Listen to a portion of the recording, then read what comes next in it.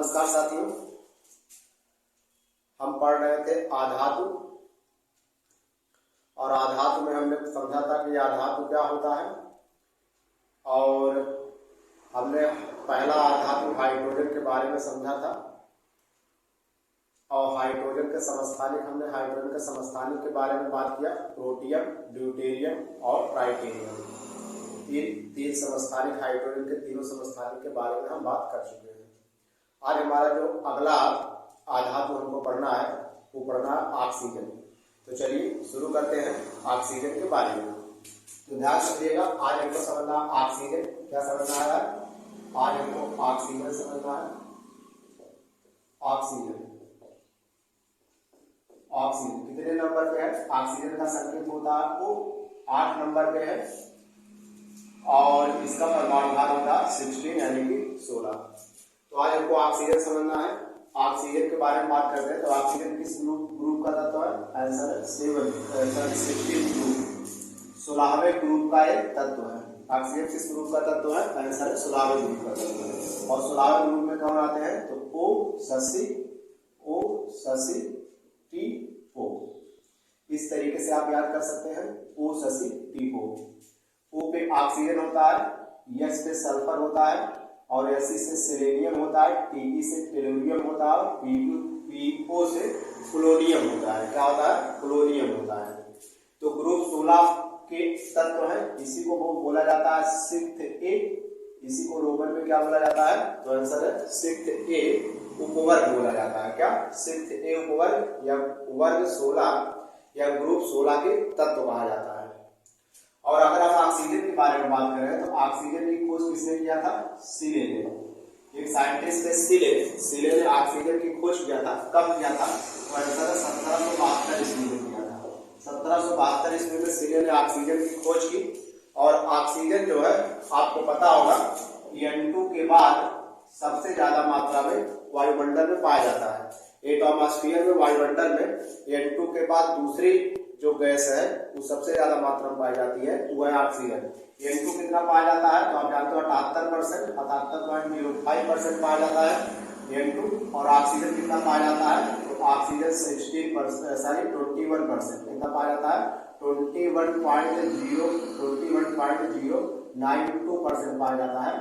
21.092% oxygen पाया जाता है। कहाँ पर? वायुमंडल में या कह सकते हो एटमॉस्फेयर में। तो इसकी खोज सीले ने किया था। कब किया था? 1772 ईस्वी में किया था। N2 के बाद दूसरा ऐसा तत्व है जो एटमॉस्फेयर में सबसे ज्यादा मात्रा में पाया जाता है, वो ऑक्सीजन। कितना? 21% पाया जाता है। इसके बाद हम बात कर रहे हैं ऑक्सीजन के बारे में। तो ऑक्सीजन कितने नंबर पे है? 8 नंबर पे है। सल्फर इसके बाद है। सल्फर कितने नंबर? ग्रुप 16 के तत्व है। ग्रुप 16 में ऑक्सीजन आता है, सल्फर आता है, सेलेनियम आता है, टेरेनियम आता है और पोलोनियम आता है। और एक तत्व अभी 2016 में खोजा गया था, इसके नीचे वो आता है Lv को हम क्या बोलते हैं? इसको आपका जो है लीवर मोरियम बोलते हैं। क्या बोलते हैं? लीवर मोरियम। तो लीवर मोरियम बोलते हैं। ये जो था एक रेडियो एक्टिव तत्व है। क्या है? रेडियो सक्रिय या रेडियो एक्टिव कह सकते हो। रेडियो सक्रिय तत्व होता है। रेडियो सक्रिय तत्व में क्या होते हैं आपको बता गया। और ये संश्लेषित होता है। संश्लेषित का मतलब क्या होता है? इसको वुमेन्स के द्वारा या साइंटिस्ट के द्वारा बनाया गया, इसीलिए ये क्या है? संश्लेषित तत्व है लिबोरियम। 2016 में अभी जल्दी खोजा गया। एक आवर्त सारणी में नहीं दिया गया है, पोलोनियम तक की आवर्त सारणी में दिया गया है। और ये रेडियो सक्रिय होता है और इसकी जो अर्ध आयु होती है, हाफ लाइफ, अर्ध आयु, तो इसकी अर्ध आयु 13.8 दिन होती है। कितनी होती है? सॉरी मैं जल्दी कर रहा हूँ। ये रेडियो सक्रिय है, इसकी अर्ध आयु कुछ सेकंड होती है, इसलिए इसके बारे में ज्यादा कुछ जानकारी नहीं है। तो ध्यान से लीवर मोरियम जो है ये तत्व संश्लेषित तत्व है, रेडियो एक्टिव है, जो अभी 2016 में खोजा गया है। कभी भी पूछ लेता है कि जो ग्रुप 16 का जो तत्व खोजा गया है उसका नाम क्या है? तो उसका नाम है लीवर मोरियम है। और 21 नंबर पे है, 116 नंबर पे इसका परमाणु क्रमांक क्या होगा? 116 होगा। कैसे? ध्यान रखना, ऑक्सीजन 8 है तो 8 में आप ऑक्सीजन है, ऑक्सीजन के बाद आता है सल्फर, सल्फर किस नंबर पे है, तो आंसर है सल्फर है 16 नंबर पे, 16 नंबर पे। तो एक हाउ होता है मैजिक नंबर 2, 8, 18, 2, 8, 8, 18, 18, 32, इसको बोलते हैं मैजिक नंबर। इस नंबर की सहायता से आप किसी का प्रमाण क्रमांक निकाल सकते हैं। जैसे ये 8 है तो यहाँ से छोड़ दीजिए, तो 8 है तो 8 में 8 ये वाला जोड़ोगे, ये वाला आप 8 जोड़ोगे, ये वाला 8 है, 8 जोड़ोगे तो कितना आएगा 16, यानी कि सल्फर का आएगा। और फिर सल्फर में आप कितना जोड़ोगे, तो सल्फर में 18 जोड़ोगे तो सिलीनियम का आएगा। सिलीनियम कितने नंबर पे है, तो आंसर है 34 नंबर पे है। कितने नंबर पे है, 34 नंबर पे है।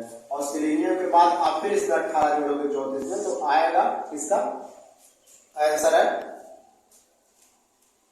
टेलुरियम का आएगा। और टेलुरियम का नंबर पे है तो आंसर है 52 नंबर पे है। इसके बाद पोलोनियम है, और पोलोनियम का नंबर पे है तो आंसर है 84 नंबर पे है। पोलोनियम भी एक क्या है, तो एक रेडियो एक्टिव तत्व है। क्या है, रेडियो एक्टिव या रेडियो सक्रिय तत्व है। आपको पता होगा पोलोनियम भी एक रेडियो सक्रिय तत्व है। और पोलोनियम कैसा है, ध्यान देना, इसमें ऑक्सीजन और सल्फर जो है ये क्या है, ये आधातु है। इस ग्रुप में सिलेनियम और टिलेनियम क्या है, ये है उपधातु। क्या है, उपधातु होते हैं या अर्धचालक होते हैं। सिलेनियम Fe और Te जो है वो क्या है, उपधातु है या आप कह सकते हैं अर्धचालक है। और इसमें जो पोलोनियम है ये रेडियो सक्रिय होता है और ये कैसा होता है, धात्विक नेचर का होता है। कैसा होता है, धात्विक नेचर का है और रेडियो सक्रिय है। अब रेडियो सक्रिय या रेडियो एक्टिव मैंने बताया था जो अपने से अल्फा बीटा किरणें रिलीज करते हैं और धीरे धीरे खत्म होते रहते हैं या तो नष्ट होते रहते हैं, ऐसे तत्वों को रेडियो एक्टिव तत्व कहते हैं। तो पोलोनियम एक धात्विक तत्व होता है, रेडियो एक्टिव होता है, 84 नंबर पे पाया जाता है आवर्त सारणी में। दूसरी चीजें, सर्वाधिक संख्या में जो समस्थानिक दिखाता है, तो पूरे आवर्त सारणी में अगर पूछा जाए सबसे ज्यादा समस्थानिक कौन दिखाता है, तो सर्वाधिक संख्या में समस्थानिक कौन दिखाता है, तो आंसर है पोलोनियम दिखाता है। कितने समस्थानिक दिखाता है, 27 समस्थानिक दिखाता है। पूरे आवर्त सारणी में सबसे ज्यादा समस्थानिक कौन दिखाता है, तो आंसर है पोलोनियम सबसे ज्यादा समस्थानिक दिखाता है, 27 समस्थानिक दिखाता है पूरे आवर्त सारणी में।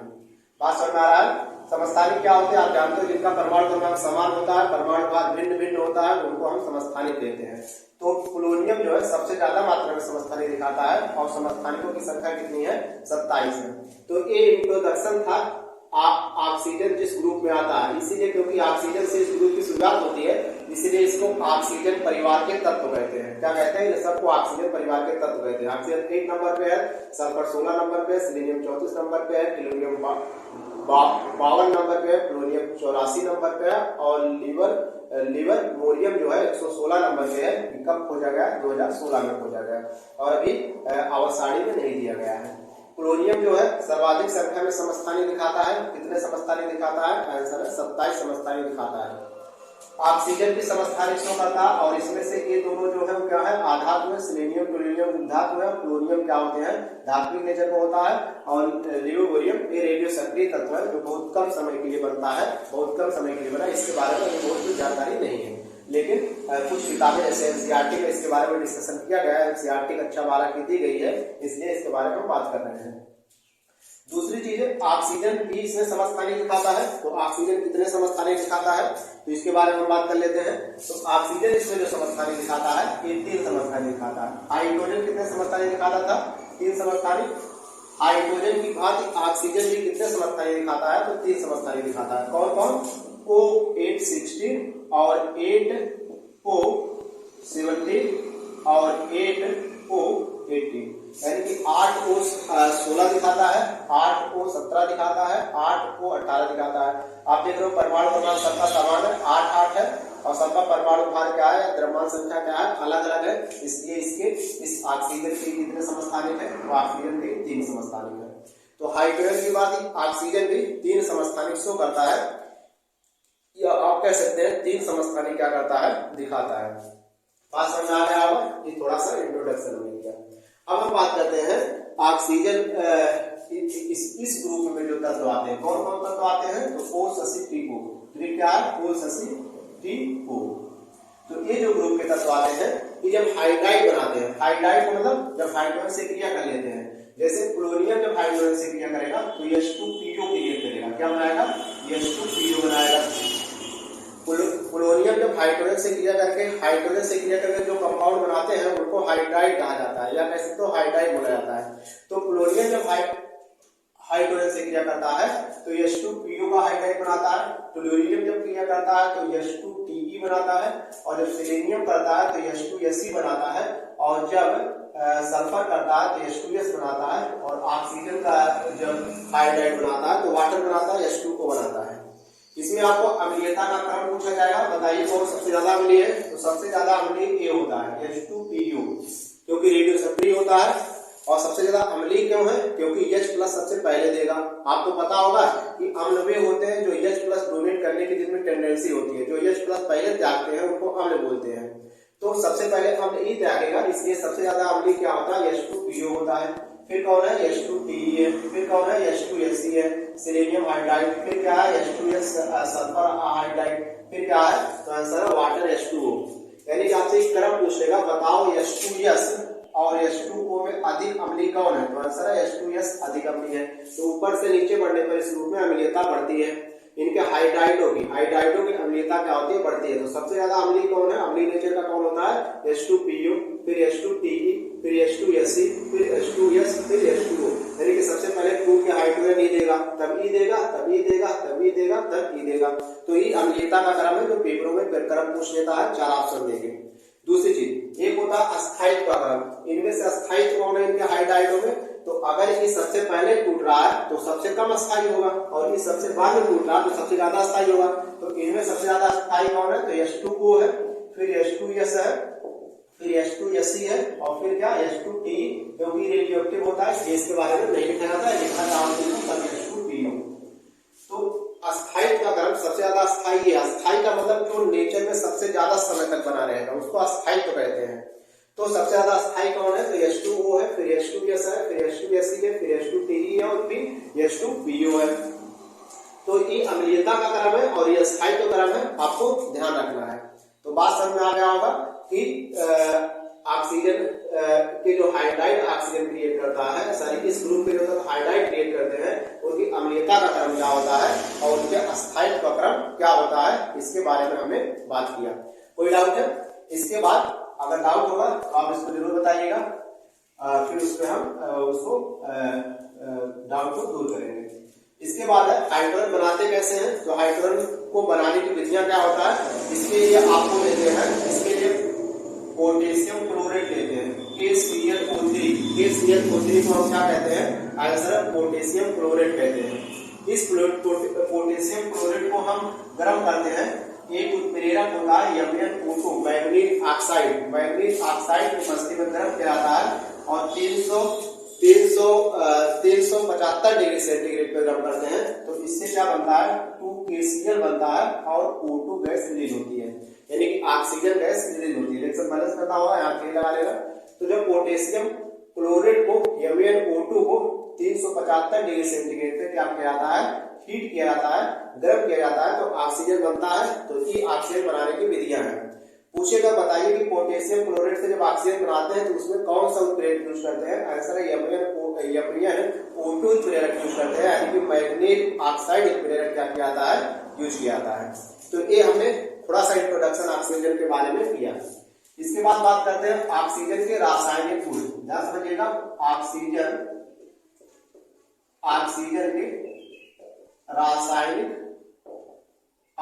के रासायनिक गुण क्या होते हैं। ऑक्सीजन के रासायनिक गुण, तो पहला गुण है ऑक्सीजन किस प्राकृत का है, तो उदासीन प्राकृत का है। तो अगर उदासीन प्राकृत का इसका pH कितना होता है, तो pH 7 होता है। आपने पढ़ा रहा होगा, अगर किसी का pH मान 7 से कम है तो अम्लीय होता है, 7 से अधिक है तो क्षारीय होता है, और 7 पे क्या होता है, उदासीन होता है। तो ऑक्सीजन जो है उदासीन नेचर का होता है, इसका pH 7 होता है। दूसरा इसका रासायनिक गुण, दूसरा गुण या दूसरा रासायनिक गुण क्या है, यह स्वयं नहीं जलती है, या स्वयं नहीं जलती है, परंतु जलने में क्या है, इसकी उपस्थिति में कोई भी चीज जलने लगता है, परंतु जलने में क्या है, परंतु जलने में सहायक है। क्या है, सहायक है। तो ऑक्सीजन उदासीन प्रकृति का होता है या स्वयं नहीं जलती है, परंतु जलने में क्या होता है, त्वरण सहायक होता है।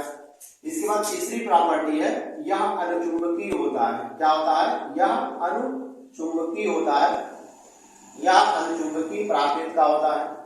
तो अब अनुचुंबकीय क्या होता है, इसके पीछे हमने कल बात इसके बारे में किया था। इस प्रतिचुंबकीय अनुचुंबकीय पदार्थों पे हमने वीडियो बनाया, उसको आप देखिएगा कि ऑक्सीजन कैसा होता है। तो O2 अनुचुंबकीय नेचर का होता है। क्यों? क्योंकि इसमें आयुवित इलेक्ट्रॉन पाए जाते हैं, और जिनमें आयुवित इलेक्ट्रॉन पाए जाते हैं उनको हम क्या बोलते हैं, अनुचुंबकीय बोलते हैं। या इसका क्या है, तीसरी प्रॉपर्टी है। नोट करिए, बताते हैं आगे।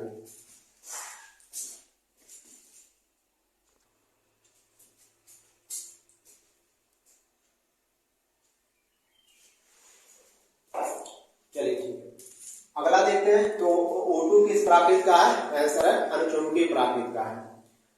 अगला प्रॉपर्टी है O2 जो है यानी कि ऑक्सीजन, चौथा है ऑक्सीजन केवल कुछ धातुओं से रिएक्शन करता है। कुछ आपका जो है धातुओं से, कुछ उत्कृष्ट धातुओं को छोड़कर धातुओं अधातुओं के साथ सीधी क्रिया कर लेता है। केवल कुछ धातुओं जैसे Au हो गया, पीटी यानी कि प्लेटिनम हो गया, इनको छोड़कर और कुछ उत्कृष्ट गैसों को छोड़कर लगभग आपका जो सभी धातुएं अधातुओं से क्रिया कर लेता है। जैसे हमने कहा कि Au है, पीटी है, प्लेटिनम है, और कुछ उत्कृष्ट गैसें हैं, इनसे ऑक्सीजन क्रिया नहीं करता है। यानी कि गोल्ड से, प्लेटिनम से ऑक्सीजन क्रिया नहीं करता है। बाकी और कुछ उत्कृष्ट गैसें, उत्कृष्ट गैसें मतलब आदर्श गैसें जो शून्य ग्रुप के तत्व होते हैं, कौन होते हैं, हलीना, नेकी, रफसेफरियान, इनसे ऑक्सीजन रिएक्शन नहीं करता है। और बाकी धातुओं अधातुओं दोनों से डायरेक्ट क्रिया कर लेता है, आप कह सकते हो सीधी क्रिया कर लेता है।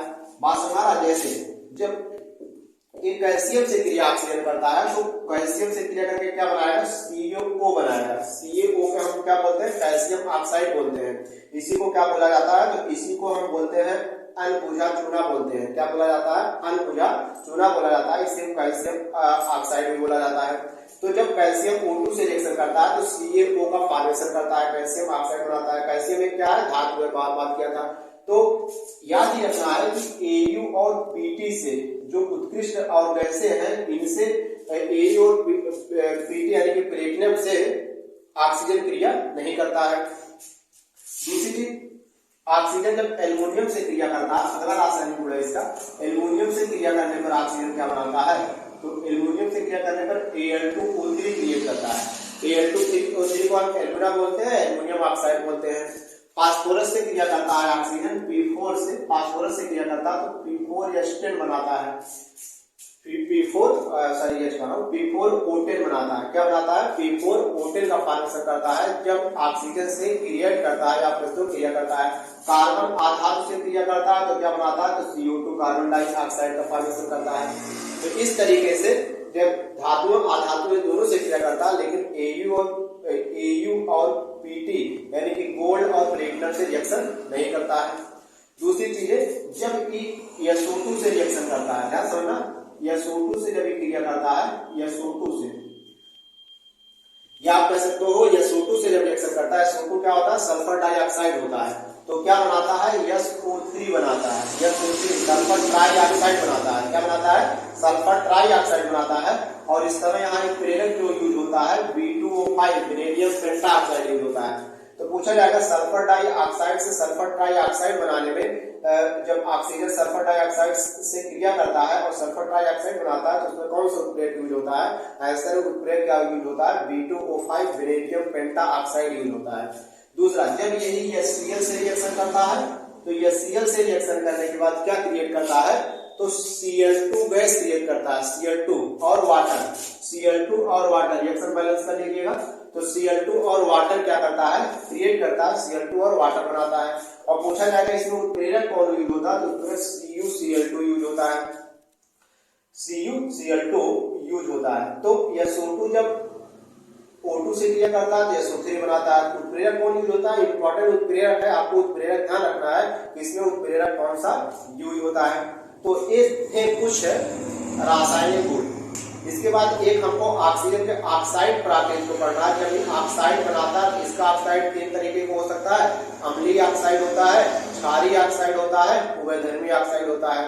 तो जब ऑक्सीजन से क्रिया करेगा तो कौन कौन अम्लीय ऑक्साइड बनाएगा, कौन किससे क्रिया करेगा, क्षारीय ऑक्साइड बनाएगा, किससे क्रिया करेगा, उभयधर्मी ऑक्साइड बनाएगा। इसको हम पढ़ेंगे नेक्स्ट वीडियो में।